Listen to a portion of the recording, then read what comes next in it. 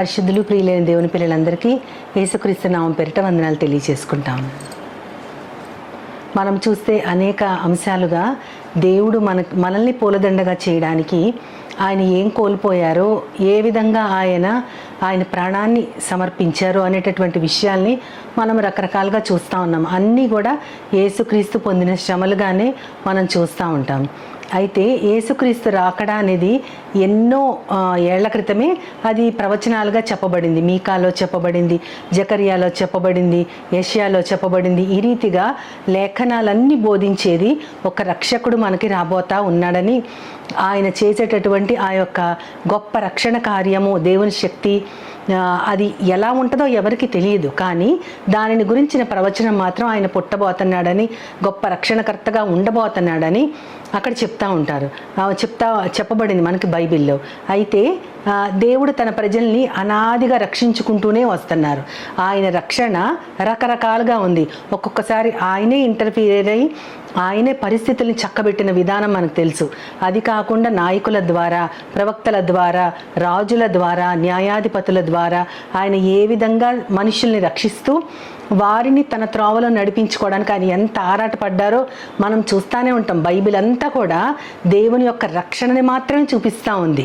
ఆ రక్షణ యుద్ధాల ద్వారా అయి ఉండొచ్చు. అందుకనే సైన్యములకు అధిపతి అయిన యెహోవా అని మనం చదువుకుంటాం. అంటే వారు కొన్ని యుద్ధాలు చేసి దేవుడు తమకిచ్చినటువంటి రాజ్యాన్ని స్వతంత్రించుకోవడం కోసం రకరకాల యుద్ధాలు చేశారు. ఆ యుద్ధంలో కూడా దైవిక ఇంటర్ఫీరెన్స్, ఆయన యొక్క జోక్యం ఉంది, దైవిక జోక్యం ఉంది. వారు తమ బాహువులతో చేసిన, వాళ్ళ బాహుబలంతో సాధించుకున్న దేశాలు ఉన్నాయి. దేవుడు ఇంటర్ఫీర్ అయ్యి వారికి ఇచ్చినటువంటి వింతైనటువంటి అద్భుతమైన విజయాలు కూడా మనం చూస్తూ ఉంటాం. అయితే ఇదంతా కూడా దేవుడు వారిని రక్షించడానికి తను ఎంచుకున్న ప్రజల ద్వారా తన కుమారుడు వచ్చి ఆ కుమారుడు చేయబోయే రక్షణ కార్యము కోసము జగత్తు పునాది వేయక ముందే మన కోసం దేవుడు ఏర్పాటు చేసిన రక్షణ కార్యము.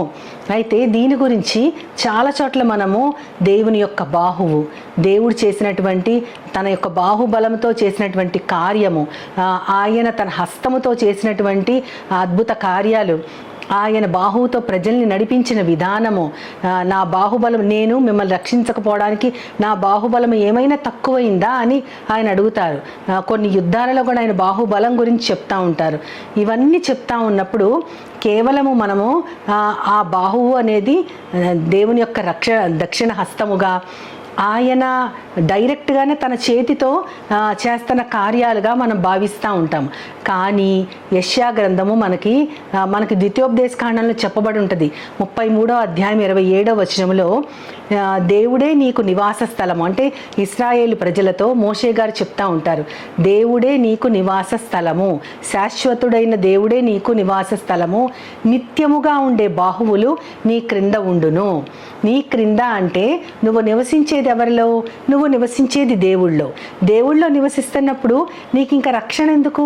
అయినా సరే ఎప్పుడు శాశ్వతంగా ఉండే దేవుళ్ళో నీకు నివాసం ఉన్నా సరే నిత్యముగా ఉండే బాహువులు, ఎప్పుడు కూడా ఆ బాహువులు అనేవి ఈరోజు లేవు రేపు రావు అనేటటువంటి కాదు. దేవుని యొక్క బాహువులు నీ కింద ఉంటాయి. అంటే నీ కింద ఆయన చెయ్యి నిన్ను రక్షిస్తూ ఉంటుంది. ఎంత అద్భుతంగా ఉంటుందో ఈ బాహువు, దేవుని యొక్క చెయ్యి, దేవుని యొక్క హస్తము, ఆయన యొక్క బాహువు, ఇవన్నీ చూసినప్పుడు ఏంటి ఈ బాహువు అనేది చూసినప్పుడు మనం యెషయా గ్రంథం 52వ అధ్యాయంలో మనకి చూపిస్తూ ఉంటారు. యెహోవా తన పరిశుద్ధ బాహువును బయలుపరిచినప్పుడు మొత్తము, అంటే ఈ భూ ప్రజలందరూ కూడా ఆ రక్షణను చూస్తారు. యెహోవా తన పరిశుద్ధ బాహువును బయలుపరిచినప్పుడు భూదిగంతములలో ఉన్న ప్రజలందరూ కూడా ఆయనను చూస్తారు, ఆ రక్షణను చూస్తారని. అంటే దేవుని యొక్క బాహు పరిశుద్ధమైనది. ఆ పరిశుద్ధమైన బాహువు ఒక రక్షణ కార్యం చేయబోతుంది. అది ఏంటి అనేది మనం చూడగలిగితే మరలా ఆ యెషయా గ్రంథంలోనే అదే 52లో మనం ఏం చూస్తామంటే, ఆయన మధ్యవర్తి లేకపోవడం చూసి ఆశ్చర్యపడెను, సంరక్షకుడు లేకపోవడం చూసి ఆయన హస్తమే ఆయనకు సహాయం చేసింది, ఆయన బాహువే ఆయనకు ఆధారమైంది, ఆ బాహువే ఆయన నీతి. ఇవన్నీ చూసినప్పుడు సంరక్షకుడు మనకి లేడు, మనల్ని రక్షించేవారు లేరు, దేవునికి మనకి మధ్యవర్తిగా ఎవరు లేరు. ఈ మధ్యవర్తి లేడు కాబట్టి దేవుని బాహువే ఆయనకి సహాయం చేసింది. అంటే యెహోవా దేవుడు ఆయనను చూసి ఏ నరుడు బ్రతకడు, కానీ ఆయనే రావాలి ఈ లోకానికి. కాబట్టి ఆయన బాహువు, పరిశుద్ధమైన ఆయన బాహువు ఈ లోకానికి వచ్చి మనకి రక్షణ ఇచ్చింది. ఆ బాహువు ఎవరు అంటే ఆయనే యేసుక్రీస్తు వారు. దేవుని యొక్క దక్షిణ హస్తము, దేవుని యొక్క చెయ్యి, దేవుని యొక్క బాహువు అని ఎక్కడ రాసినా సరే ఆయన బాహువు బలమైన కార్యాలు చేస్తుంది అని ఉంటుంది. ఆ బాహువు ఎవరంటే యేసుక్రీస్తు వారు. ఆయన శరీరధారిగా ఈ లోకానికి వచ్చారు. అయితే ఇప్పుడు మన యెషయా గ్రంథం 53వ అధ్యాయంలోకి వస్తే ఇదే కదా మనం గత కొన్ని రోజులుగా ధ్యానిస్తూ ఉన్నాం. ఆ 53లో మనకి మొట్టమొదటి వచనం ఏమని ఉంటుందంటే, నీవు తెలియజేసిన సమాచారము ఎవడు నమ్మెను, యెహోవా బాహువు ఎవరికి బయలుపరచబడెను.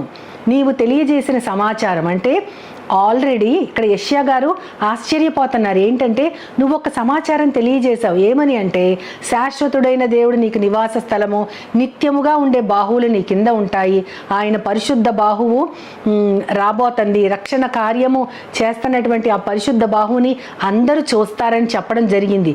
అంతేకాకుండా మధ్యవర్తి వస్తారు, మధ్యవర్తి మీకు లేరు, సంరక్షకుడు లేడు కాబట్టి తన బాహువే తనకి సహాయం చేసింది. ఆయన బాహువే ఆయనకు ఆధారమైంది. యెహోవా దేవుడు దిగి ఇక్కడికి రాలేరు, ఎందుకంటే ఆయనని చూసే శక్తి, అటువంటి పరిశుద్ధత మనలో లేదు. కాబట్టి మనలాంటి వారొకరే, దేవుడే మనలాంటి ఆకారంలో రావాలి. కాబట్టి ఆయన బాహువు ఆయనకు సహాయం చేసింది. ఇప్పుడు ఆయన బాహువే, ఆ యొక్క చెయ్యి, ఆ యొక్క హస్తము యేసుక్రీస్తు వారిగా ఈ లోకానికి వస్తారు అని చెప్తున్నటువంటి సమాచారం ఎవరు నమ్మారు? 53లో మొదటి వచనం అదే, నీవు తెలియజేసిన సమాచారం ఎవడు నమ్మెను, యెహోవా బాహువు ఎవరికి బయలుపరచబడెను. అంటే మెస్సియా ఈ లోకానికి వచ్చినప్పుడు ఆయనని మెస్సియాగా ఎవ్వరు గుర్తించరు. యూదులలో ఇప్పటికీ కూడా 3% అంటే 3% కూడా ఎవ్వరు యేసుక్రీస్తు వారిని అంగీకరించలేదు. ఆ యూదులందరూ యెహోవా దేవుడిని నమ్ముతారు. ఆయన సైన్యములకు అధిపతి అయిన దేవుడు, ఆయన చూరకార్యాలు చేస్తాడు. ఆయన ఈ లోకములో యూదుల కోసం ఒక రాజ్యాన్ని స్థాపిస్తారని వారు ఎదురు చూస్తున్నారు. కానీ వారు ఊహించిన రాజ్యము ఇదివరకులాగా పాలు తేనెలు ప్రవహించే రాజ్యాన్ని ఏ రీతిగా దేవుడు యుద్ధాలతో సమకూర్చాడో అలా జరగదు, యుద్ధాలతో జరగదు. ఇప్పుడు దేవుని రాజ్యము బహుదీనత్వము కలిగిన ఒక సేవకుని ద్వారా ఈ లోకములో స్థాపించబడింది. ఆ యొక్క హ్యూమిలిటీ, ఆయన యొక్క దీనత్వము, ఆయన యొక్క పరిశుద్ధత ఈ లోకములో దేవుని రాజ్యాన్ని తీసుకొచ్చింది. అది ఒక ఆత్మకార్యము, అది మనకి శారీరకంగా జరిగే కార్యము కాదు. కానీ వారు దాన్ని అంగీకరించలేకుండా ఉన్నారు. వారు ఇంకా మెస్సియా కోసం ఎదురు చూస్తూ ఉన్నారు. మెస్సియా వచ్చినప్పుడు ఆయనని ఎంతమంది అంగీకరించారు? నువ్వు ఆల్రెడీ ఒక సమాచారాన్ని ఇచ్చేశావు, కానీ ఎవ్వరు దానిని నమ్మట్లేదు. మనం చూస్తాం కదా, యోహాను సువార్త 12వ అధ్యాయంలో 38 నుంచి చెప్పబడుతుంది. ఇదే మాటలు మళ్ళీ అక్కడ యోహాను గారు రాస్తారు. ఈ విధంగా చెప్పబడింది, యెషయా గ్రంథంలో ఈ విధంగా చెప్పబడింది, ఆయన తెలియజేసిన సమాచారాన్ని ఎవ్వరూ నమ్మలేదు అని చెప్పబడినది జరిగేటట్లు ఇక్కడున్న అధికారులు ఎవ్వరు కూడా యేసుక్రీస్తుని నమ్మలేదు. ఎందుకు నమ్మలేదంటే, ఇంకొక చాట యెషయా గ్రంథంలో చెప్పబడి ఉంటుంది. ఏంటంటే, వారు విన్నా కూడా వారి యొక్క చెవులు దానిని గ్రహించినట్లు, వారి మనస్సు దాన్ని స్వీకరించకుండానట్లు వారి హృదయాలు దేవుడే కఠినం చేశాడంట. ఎందుకంటే వారు దేవుని యొక్క ఆశ్చర్య కార్యాన్ని ఏమాత్రం కూడా స్వీకరించట్లేదు, దేవుని యొక్క రక్షణ కార్యాన్ని వారి మనస్సులతో గ్రహించట్లేదు. కాబట్టి దేవుడు ఆయన మహిమని వారు చూడలేకుండా ఉండగలిగేటట్లు వారికి మరుగు చేశారు. వారు గ్రహించకుండా ఉండగలిగేటట్లు వారి హృదయాలు కఠినమయ్యాయి. అందుకనే అధికారులలో అనేక మంది ఆయనను విశ్వసించారంట. యేసుక్రీస్తు వారు ఆ ప్రదేశంలో తిరిగి అనేక రకాల అద్భుతాలు చేస్తున్నా అద్భుతాల్ని స్వీకరిస్తున్నారు. కానీ ఆయనే వచ్చిన మెస్సయ్య, దేవుడు ఇచ్చినటువంటి ఆ పరిశుద్ధ బాహువు, రక్షణ కార్యం మన కోసం మన పక్షాన సిద్ధపరిచేటటువంటి దేవుడు, ఆయన యొక్క పరిశుద్ధ బాహువు యేసుక్రీస్తు వారే అనేటటువంటిది ఎవ్వరు కూడా గ్రహించలేదు. అధికారుల్లో కొంతమంది ఆయనని విశ్వసించారు. అక్కడ 40వ వచనంలో అనుకుంటూ ఉంటుంది, యోహాను సువార్త 12వ అధ్యాయంలో 40వ వచనంలో 41వ వచనంలో ఉంటుంది. అధికారుల్లో కొంతమంది ఆయనని విశ్వసించారు, కానీ వారు మనల్ని ఇక్కడి నుంచి వెలివేస్తారేమో అని ఆ యొక్క సంఘానికి భయపడి వారు బయటకు చెప్పుకోలేదు. విశ్వాసం వారిలో ఉంది, కానీ వారు బయటికి దానిని ప్రకటించట్లేదు. ఎందుకంటే వెలివేయబడతామేమో అనే భయముతో వారు ప్రకటించట్లేదు, బయటకు చెప్పుకోవట్లేదు అని ఉంది. వారు ఆఖరిలో 43వ వచనంలో ఉంటుంది, వారు మనుషుల మెప్పును కోరుకుంటున్నారు కానీ దేవుని మెప్పు కోరుకోవట్లేదు. అయితే ఇప్పుడు మనం ఎలా ఉండాలి? దేవుడు తన యొక్క రక్షణ బాహువుని మనకి అనుగ్రహించారు. మనము ఇప్పుడు ఆ బాహువు, యేసుక్రీస్తు రక్షణ కార్యం చూసిన మనము ఆయన రక్షణ పాత్రను చేతబుచ్చుకొని ఈ లోకంలో ముందుకు నడుస్తూ ఆ పరిశుద్ధ బాహువుని మనము కూడా కీర్తిస్తూ ఆయన చేసిన త్యాగాన్ని, తెలియజేసిన సమాచారాన్ని ఎవ్వరు నమ్మకపోయినా మన హృదయాలలో ఆయన ఆత్మ మనల్ని ప్రేరేపించిన విధముగా మనము నమ్మగలగాలి. మనము నమ్మితే గనక, ఆయన ఆత్మకార్యం మనం నమ్మితే గనక, ఆయన చేసిన త్యాగము మన జీవితాలలో ప్రతిఫలించాలంటే ఆ పరిశుద్ధ బాహువు మన క్రిందే ఉంది.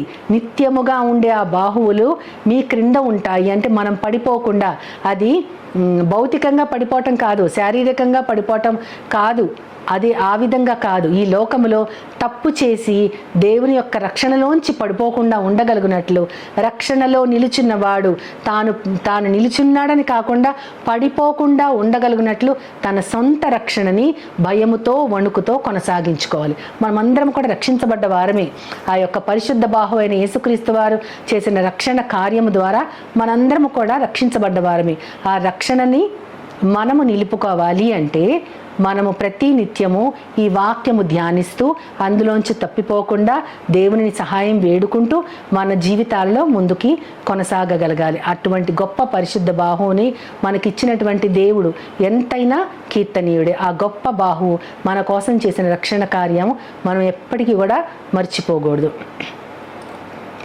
నా జీవమైనా నా యేసయ్యా, నా భారమంతా మోసావయ్యా, నా జీవమైనా నా యేసయ్యా, నా భారమంతా మోసావయ్యా, నా జీవితమును నీ కర్పింతునయా, వినూతనముగా నీ జీవింతునయా, నా జీవితమును నీ కర్పింతునయా, వినూతనముగా నీ జీవింతునయా, నీ చేతిలో నన్ను చేర్చుమయ్యా, నీ సాక్షిగా నన్ను మార్చుమయ్యా, నీ రూపులో నన్ను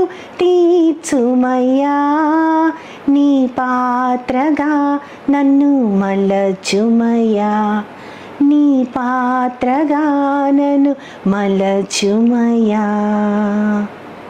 ప్రేమ నమ్మకం గల నా ప్రియ పరలోకపు తండ్రి, నాయన నీ బాహువు మా కోసం యేసుక్రీస్తు వారిగా వచ్చారు ప్రభా. అటువంటి గొప్ప బాహువుని ప్రభా మేము మా జీవితాలలో కలిగించినటువంటి రక్షణ కార్యము తలుచుకుంటూ నీ చేతిలో ఒక గొప్ప పాత్రగా మేము కూడా ఈ లోకములో ఆ రక్షణ కార్యాన్ని కొనసాగిస్తూ అనేక మందిని నీ వైపు నడపడానికి మీరు తెలియజేసిన సమాచారాన్ని మేము నమ్మి మాకు బయలుపరచబడినటువంటి నీ బాహువైన యేసుక్రీస్తు వారిని అనేక మందికి చాటడానికి నన్ను మమ్మల్ని అందరినీ నీ చేతులకు అప్పగించుకుంటూ నీ ప్రియకుమారుడు నా ప్రియ ప్రభు అయిన యేసుక్రీస్తు వారి ద్వారా కోరి ప్రార్థిస్తున్నాను పరమ తండ్రి. ఆమేన్, ఆమేన్, ఆమేన్. వందనాలు. As Jesus now, He's always near.